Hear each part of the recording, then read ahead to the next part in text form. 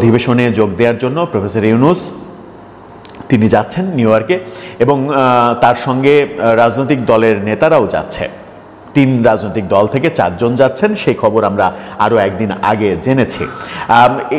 এরকম পরিস্থিতিতে নতুন করে যে শঙ্কাটা তৈরি হয়েছে সেটা হচ্ছে যে শঙ্কাটা সরকারের মধ্যেও আলোচিত হয়েছে এবং সরকারের পররাষ্ট্র উপদেষ্টা এই ব্যাপারে মন্তব্যও করেছেন, সেটা হচ্ছে যে সাম্প্রতিক সময়ে আমেরিকা এবং ইংল্যান্ডে উপদেষ্টা মাহফুজ আলমের আক্রান্ত হওয়া এবং প্রধান উপদেষ্টার সফর সময়ে যে প্রধান উপদেষ্টার প্রেস সেক্রেটারিকে নাজেহাল করা, এই ঘটনাগুলো যেটা ঘটেছে সেটা নিয়ে নতুন আলোচনা তৈরি হয়েছে যে জাতিসংঘ অধিবেশনে যাওয়ার সময় তার সামনেও এই ধরনের পরিস্থিতি মোকাবেলা করতে হয় কিনা, আওয়ামী লীগের বিদ্রোহের কবলে পড়তে পারেন কিনা প্রফেসর ইউনূস এবং তার দল, সেই আলোচনা শুরু হয়েছে এবং সরকারের পক্ষ থেকে পররাষ্ট্র উপদেষ্টা তার বাস্তবতা স্বীকারও করে নিয়েছেন এবং তার বাস্তবতা স্বীকার করে নিয়ে এক ধরনের অসহায়ত্ব প্রকাশ করলেন।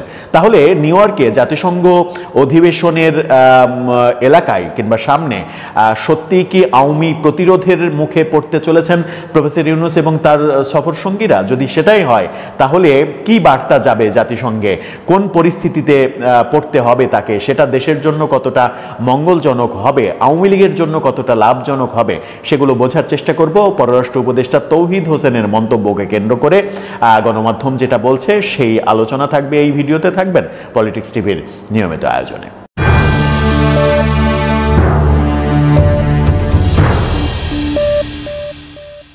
দর্শক, বলছিলাম জাতিসংঘ অধিবেশনে যোগ দিতে প্রফেসর ইউনূস যাচ্ছেন, সঙ্গে বিএনপি, জামাত এবং এনসিপি থেকে 4 জন যাচ্ছেন। 26 তারিখে জাতিসংঘ অধিবেশনে তিনি ভাষণ দেবেন, 21 তারিখে রওনা দিচ্ছেন নিউ ইয়র্কের উদ্দেশ্যে, এরকম তথ্য আমরা জানি। সেই অধিবেশনে যোগ দেওয়ার সময় আওয়ামী লীগের বিদ্রোহের কিংবা আওয়ামী লীগের যে মিছিল, শোডাউন, এগুলোর মানে বিক্ষোভের প্রতিরোধের মুখে পড়বেন কিনা প্রফেসর ইউনূস, সেটা নিয়ে ব্যাপক আলোচনা শুরু হয়েছে এবং তৌহিদ হোসেন পররাষ্ট্র উপদেষ্টা তিনি স্বীকারও করে নিয়েছেন, বলেছেন যে এটা আসলে আমাদের পক্ষে ঠেকানো সম্ভব নয়, ঠেকানোর উপায় নেই। কি বলছেন তিনি? বাংলা ট্রিবিউন তাকে নিয়ে যে শিরোনামটা করেছে সেই শিরোনামটা দেখে নিতে পারেন। সেখানে বলা হচ্ছে বিক্ষোভ ঠেকানোর উপায় কারো নেই। পররাষ্ট্র উপদেষ্টা তিনি এই মন্তব্যের মাধ্যমে এক ধরনের অসহায়ত্ব প্রকাশ করা হয়। তাহলে আমেরিকাতে কি হতে চলেছে, এটা একটা বড় প্রশ্ন। আওয়ামী লীগ কি একটা বড় প্রস্তুতি নিচ্ছে আমেরিকাতে জাতিসংঘ অধিবেশনের যোগ দেওয়ার যে প্রক্রিয়া প্রফেসর ইউনূস এবং তার প্রতিনিধি দলের, সেটা কি প্রতিরোধের মুখে পড়বে? এবং প্রতিরোধের মুখে যদি পড়ে তাহলে জাতিসংঘে কি আমাদের সম্পর্কে, আমাদের সরকার সম্পর্কে একটা ব্যাড মেসেজ যাবে? কি বলছেন তৌহিদ হোসেন? বলেছেন তিনি বিক্ষোভ হবে এটা আমরা কিন্তু ধরে নিচ্ছি, অর্থাৎ আওয়ামী লীগ যে বিক্ষোভ করবে, প্রতিরোধ করার চেষ্টা করবে, এটা তিনি ধরে নিচ্ছেন, মেনে নিচ্ছেন, কারণ এটা ঠেকানোর উপায় আমাদেরও নেই, তাদেরও নেই। আমাদের নেই ঠিক আছে, যে আমরা ঠেকাতে পারবো না, কিন্তু তাদের নেই কেন সেটা একটু বুঝে ওঠার চেষ্টা করি। সম্প্রতি বিদেশে উপদেষ্টাদের প্রতি বিক্ষোভ প্রদর্শনের মতো ঘটনা জাতিসংঘের সামনে হলে করণীয় কি জানতে চাইলে পররাষ্ট্র উপদেষ্টা তৌহিদ হোসেন এটা বলেছেন যে এটা ঠেকানোর উপায় নেই। বলেছেন সম্প্রতি লন্ডনে যে ঘটনা ঘটেছিল সেটার বিষয়ে কিন্তু ব্যবস্থা নেওয়া ছিল এবং খবর এসেছে।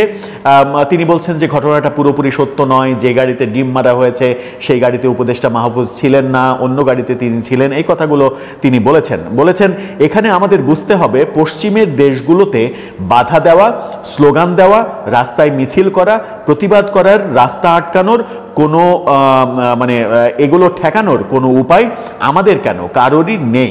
সেসব দেশের সরকার এটা করতে দিতে বাধ্য, অর্থাৎ তাদের দেশের নিয়ম হচ্ছে তারা, তাদের জনগণ স্বাধীন, এই ধরনের প্রতিবাদ, বিক্ষোভ, প্রতিরোধ এগুলো তারা করতে পারে। তার মানে কি, তাহলে প্রশ্ন আসে সেটা হচ্ছে যে তাহলে কি আমার দেশে সেটা বৈধ নয়, আমার দেশের সেই গণতান্ত্রিক অধিকার নেই যেটা আমেরিকা কিংবা ইংল্যান্ডে রয়েছে?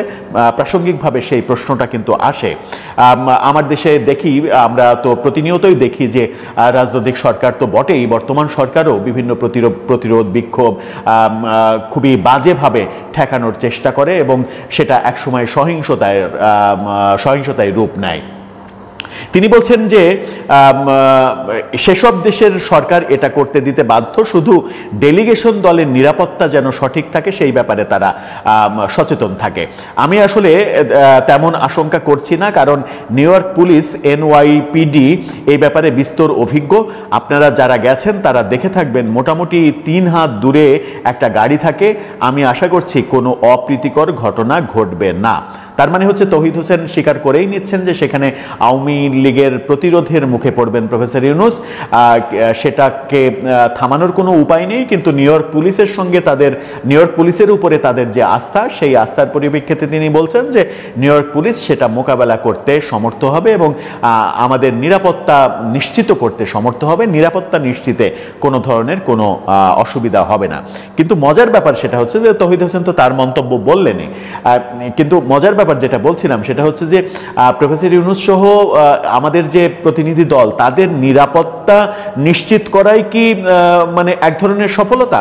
নিউ ইয়র্ক পুলিশ তাদের নিরাপত্তা নিশ্চিত করলো যে তাদেরকে কেউ আক্রমণ করতে পারলো না, তাদের গায়ে কেউ টাচ করতে পারলো না, বিক্ষোভ হলো, প্রতিরোধ হলো, মিছিল হলো, সবই হলো, তাদেরকে শুধু আক্রমণ করতে পারলো না। সেটা তো নিরাপত্তা নিশ্চিত করবেই পুলিশ, সেটা তাদের মানে নাম্বার 1 প্রায়োরিটি। কিন্তু তৌহিদ হোসেন কি এটা ভেবে দেখেছেন যে জাতিসংঘের সামনে এই ধরনের প্রতিরোধ মিছিল, প্ল্যাকার্ড, ফেস্টুন, ব্যানার এবং নানা ধরনের ব্যঙ্গ বিদ্রুপাত্মক স্লোগান, এই ঘটনাগুলো যদি ঘটে তাহলে সেটা একটা অসম্মানজনক ব্যাপার।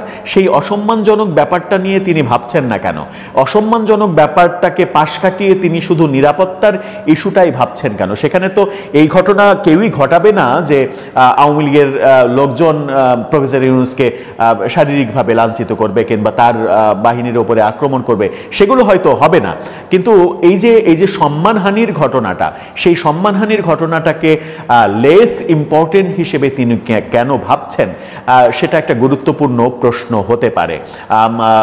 সাংবাদিকরা যখন প্রশ্ন করেছেন সেই সময় মানে আমি যদি প্রশ্ন করতাম কিংবা আমি যদি সেই সাংবাদিকের ভূমিকায় থাকতাম, প্রশ্ন করার ভূমিকায় থাকতাম, তাহলে হয়তো সম্পূরক প্রশ্ন এভাবে করতাম যে সম্মানের যে ব্যাপারটা, সেই ব্যাপারটাকে আপনি কিভাবে দেখছেন? কারণ একটা দেশের প্রধান এবং একটা দেশের প্রধান হিসেবে দেশের নেতৃত্ব দিয়ে জাতিসংঘের অধিবেশনে যোগদান করতে গিয়ে সেখানে বিদেশ বিভুঁয়ে যদি বাংলাদেশের নাগরিকদের দ্বারাই প্রতিরোধের মুখে পড়তে হয়, সেটা রাষ্ট্রপ্রধানের জন্য, সরকার প্রধানের জন্য চরম অসম্মানজনক। এবং এই অসম্মানজনক বার্তাটা জাতিসংঘে যাবে, সেই ব্যাপারে সরকার কতটা সচেতন সেটা একটা বড় বিষয়। যদিও সেই সচেতন থেকে আদতে কোনো উপায় নেই, কারণ তৌহিদ হোসেন বলেই দিয়েছেন যে তিনি চাইলেও এই বিক্ষোভ কিংবা সমাবেশ, প্রতিরোধ এগুলো ঠেকাতে পারবেন না।